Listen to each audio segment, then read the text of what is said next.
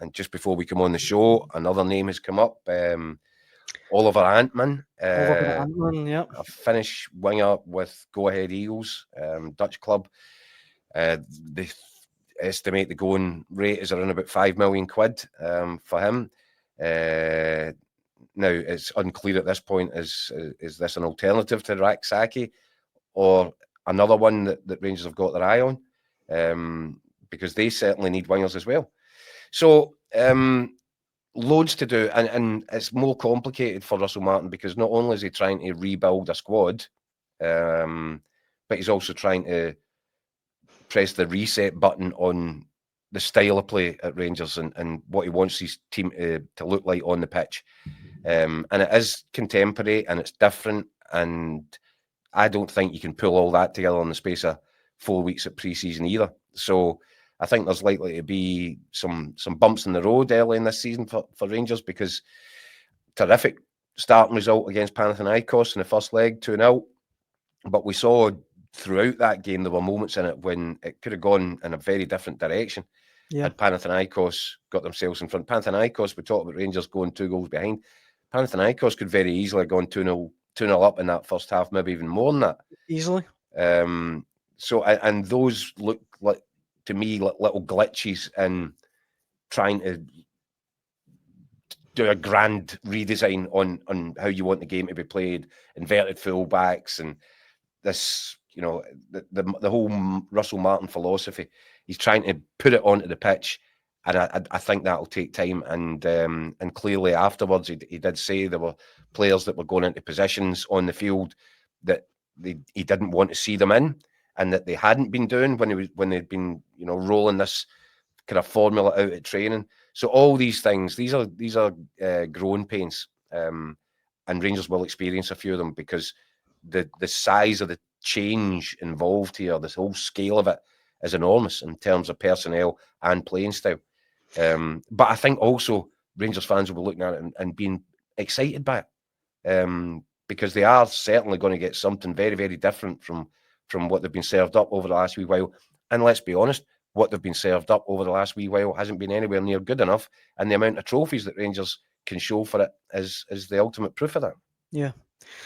Mark there in the comments saying Rangers need a left back as soon as possible, and I would say, look, I know Rangers do need several more incomings, but Rangers is okay here pointing out that maybe it's time they shifted a few. I mean, there's a lot of players there at Rangers that we know, we've seen, they just aren't up to it. Yeah, they're not going to cut it. If they couldn't cut it in, a side that wasn't a very good Rangers side, then they're not likely to cut it in one that Russell Martin clearly wants to make Rangers better. Mm-hmm. So, and that's why I think Rangers fans are still scratching their head about Kieran Dowell's prominence over the last few weeks. Is that for the long haul, or is that a short-term thing? We said on the show, I think I said, Daniel, was it last Thursday night? I said that I felt Robin Proper, something was likely to happen over the course of the next 24 hours. And that did happen, Robin Proper. And I think that's the start of getting bodies out. But that's not an easy process either. And I think Rangers have done quite well there, because if my understanding of it is that, obviously Robin Proper felt that financially he deserved some recompense for walking away from a bumper contract that somebody at Rangers was stupid enough to give him in the first place. And quite rightly so. That's well within his right. But I think Rangers seem to have kind of got out of that one by 20-inch cadet adding another year onto the contract that they were offering at their end. Mm-hmm. So, by kind of digging their heels in there, Rangers have done a clever bit of business. They've got rid of him. He wasn't going to make a contribution because he's nowhere near the required level, not even in domestic games. It was just a curious signing, a crazy signing, from a club which has been, as I said, scattergunning the transfer market over the last few years. And this is why this summer feels different. Whether or not the Celtic fans want to admit it, there's a different approach now in play at Rangers. It's more precise, it's more targeted, and it makes sense. Mm-hmm. And that's why, that's why the early indicators are that Rangers should improve this season. And again, the only thing that you have to say to caveat that is it's going to be fascinating to see, does Russell Martin's style work? Because it didn't work for Southampton in the Premier League last year. No. But it worked perfectly for them in the Championship. So go figure. These are the imponderables, and these are the things that make the start of this season feel as exciting as it does, as exciting and fresh as it has in a long time, in terms of not only have you got a new look Rangers, different proposition.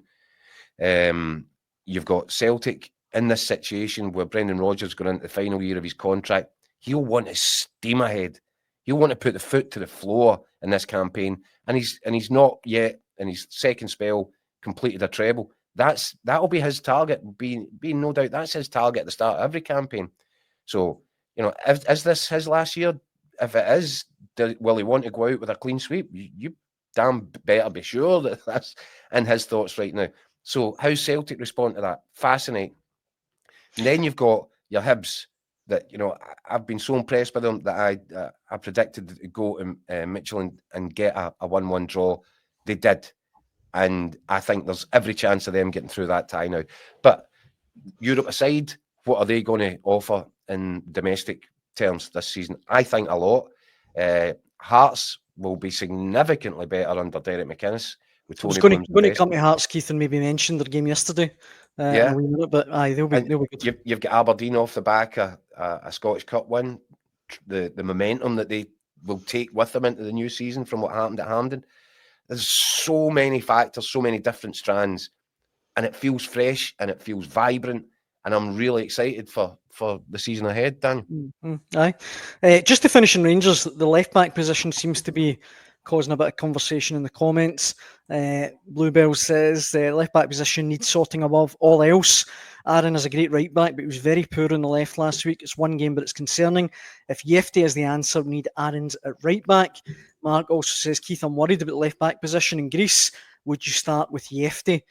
In our late night Hotline Live after Rangers win last week, Keith, we did talk about Aaron's, how it was a really kind of peculiar inverted fullback sort of role that he was playing. For me.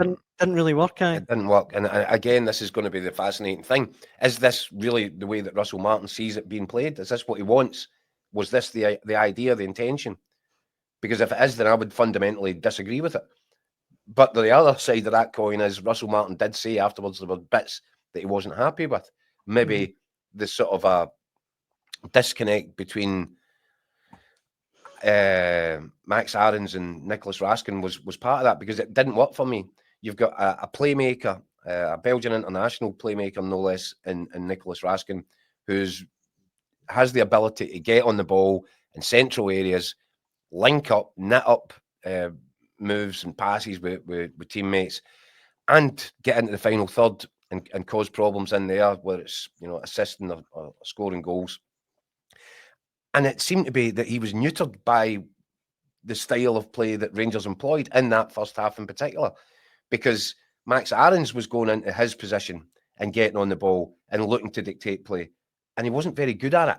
Now, maybe he just had an off 90 minutes, but either way, even if he has a brilliant 90 minutes in Athens, is he going to be better than Nicholas Raskin? Is he going to offer you more in that central area than what Raskin can? I would doubt that. He's a fullback for a reason, and Raskin's a midfield player for a reason. So, was that what Russell Martin was talking about in specific terms when he said there was, you know, some people were dropping into areas they shouldn't be dropping into? Was he talking about Raskin coming way so wide out? Clearly, there must have been instructions given to Max Allen that that's what he wanted to do. I mean, because it was inverted fullback on steroids, wasn't it? Aye, it was so obvious. And he was getting so much of the ball, and when he got it, he didn't really seem to me like he knew what to do with it. I would much rather have Raskin in there in these positions on the ball, trying to pick passes and knit things together. So that'll be fascinating to see. Was it just an off night? Perhaps. Clearly, Russell Martin rates Max Aarons as his best option at left back right now, ahead of Jefty. Yilmaz didn't even make it into the squad for the European games, so you know he's toast. So yeah, yes. The answer to the question is I do agree. I think Rangers need further work there. A left back, I would imagine, has to be a priority.